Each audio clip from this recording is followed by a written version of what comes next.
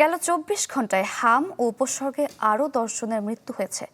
নতুন করে শনাক্ত হয়েছে ১,২৬১ জন। বিজ্ঞপ্তিতে এসব তথ্য জানায় স্বাস্থ্য অধিদপ্তর। বলা হয় ১৫ মার্চ থেকে হামে মৃত্যুর সংখ্যা ৫০ এবং হামের উপসর্গ নিয়ে মৃত্যুর সংখ্যা দাঁড়িয়েছে ২৪৪ জনে। এখন পর্যন্ত নিশ্চিত হাম রোগী ৫,৩১৩ জন। এছাড়া সন্দেহজনক হাম রোগীর সংখ্যা ৪০,৪৯১ জন।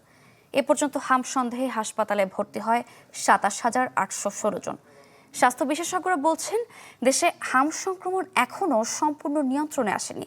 বিশেষ করে শিশুদের মধ্যে ঝুঁকি বেশি থাকায় দ্রুত শনাক্তকরণ, চিকিৎসা এবং টিকাদান কার্যক্রম আরও জোরদার করার উপর গুরুত্ব দেওয়া হচ্ছে। ঢালাইয়ের সেরা প্রিমিয়ার সিমেন্ট। দর্শক, হামের প্রকোপ ও টিকাদান কর্মসূচির খবর জানাতে গাজীপুর থেকে যুক্ত হচ্ছেন সহকর্মী রফিকুল ইসলাম খান। রফিক, কি অবস্থা গাজীপুরে ২৪ ঘন্টায় কতজন শনাক্ত হলো এবং টিকাদান কর্মসূচি নিয়ে স্থানীয়দের মাঝে প্রতিক্রিয়া কেমন দেখছেন? সারিকা, গেল ২৪ ঘন্টায় হামে আক্রান্ত হয়ে শহীদ তাজউদ্দিন আহমদ মেডিকেল কলেজ হাসপাতালে ১৯ জন রোগী ভর্তি হয়েছে। যারা ভর্তি হয়েছে তারা কিন্তু সবাই শিশু। তো আপনাকে যদি হাসপাতালে একটি পরিসংখ্যান বলি, গেল ২৪ ঘন্টায় যে ১৯ জন শিশু ভর্তি হয়েছে, এ নিয়ে এই হাসপাতালে এখন পর্যন্ত প্রায় ৫৫০ শিশু কিন্তু চিকিৎসা নিয়েছেন।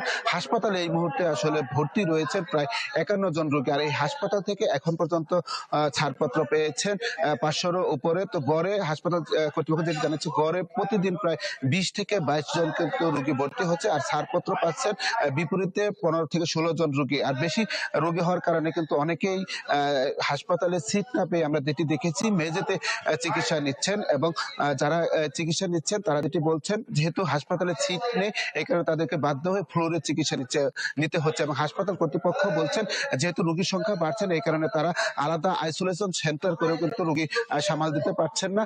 তো আসলে যে গাজীপুরে যে সমস্ত উপজেলা স্বাস্থ্য কমপ্লেক্স রয়েছে সেই সমস্ত স্বাস্থ্য কমপ্লেক্সে কিন্তু হামের টিকাদান কর্মসূচি রয়েছে। এবং আমরা যেটি দেখেছি, প্রতিদিন কিন্তু এই সমস্ত যে সমস্ত স্থানে টিকা দেওয়া হচ্ছে সেই সমস্ত স্থানে কিন্তু প্রতিদিন বিপুল সংখ্যক মানুষ কিন্তু তাদের শিশু সন্তানকে নিয়ে যাচ্ছেন টিকা দেওয়ার জন্য। এবং সেই টিকাদান কর্মসূচি কিন্তু অব্যাহত রয়েছে।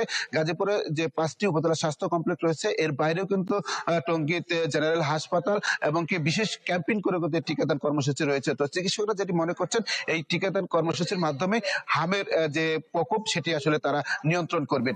এই ছিল গাজীপুর থেকে সর্বশেষ খবর। সারিকা, রফিক, ধন্যবাদ আপনাকে।